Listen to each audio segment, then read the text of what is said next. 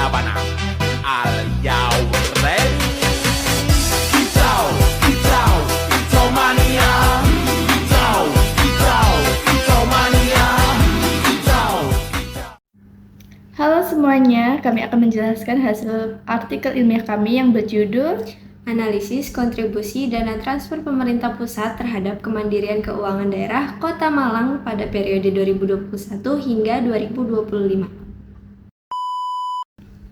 Penelitian ini membahas apakah Kota Malang sudah mampu mandiri secara fiskal atau masih bergantung pada pemerintah pusat.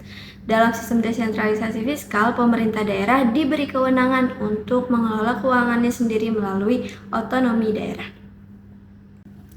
Tapi pada kenyataannya, banyak daerah di Indonesia masih bergantung pada dana transfer dari pemerintah pusat seperti dana alokasi umum, dana alokasi khusus, dan dana bagi hasil. Nah, kondisi ini juga terlihat nih di Kota Malang walaupun PAD-nya terus meningkat. Tujuan penelitian ini adalah untuk menganalisis kontribusi dana transfer pemerintah pusat terhadap tingkat kemandirian keuangan daerah Kota Malang selama tahun 2021 hingga 2025. Selain itu, penelitian ini juga ingin melihat bagaimana perkembangan PAD, tingkat ketergantungan daerah, dan juga struktur pendapatan daerah Kota Malang. Salah satu kajian pustaka yang kita gunakan adalah teori desentralisasi fiskal. Desentralisasi fiskal adalah pelimpahan kewenangan dari pemerintah pusat kepada pemerintah daerah dalam mengelola keuangan dan pembangunan daerah.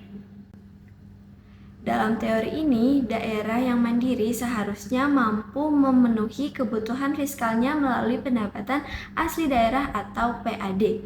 Semakin tinggi PAD-nya, maka semakin tinggi juga tingkat kemandirian fiskal suatu daerah. Penelitian ini menggunakan pendekatan kuantitatif deskriptif. Data yang digunakan berupa data sekunder dari APBD dan laporan realisasi anggaran Kota Malang periode 2021 sampai 2025. Penelitian ini menggunakan analisis rasio keuangan daerah, yaitu rasio kemandirian, rasio desentralisasi fiskal, dan rasio ketergantungan. Hasil penelitian ini menunjukkan bahwa total pendapatan daerah Kota Malang meningkat dari 2,14 triliun rupiah pada tahun 2021 menjadi 2,51 triliun rupiah pada tahun 2025. PAD juga meningkat dari 776 miliar menjadi 1,05 triliun rupiah. Namun, dana transfer pemerintah pusat masih mendominasi lebih dari 50% total pendapatan daerah setiap tahunnya. Rasio kemandirian Kota Malang berada pada kisaran 34 hingga 42% yang termasuk kategori sedang. Sementara rasio ketergantungan berada pada kisaran 58 hingga 65% yang berarti tingkat ketergantungan terhadap pemerintah pusat masih cukup tinggi.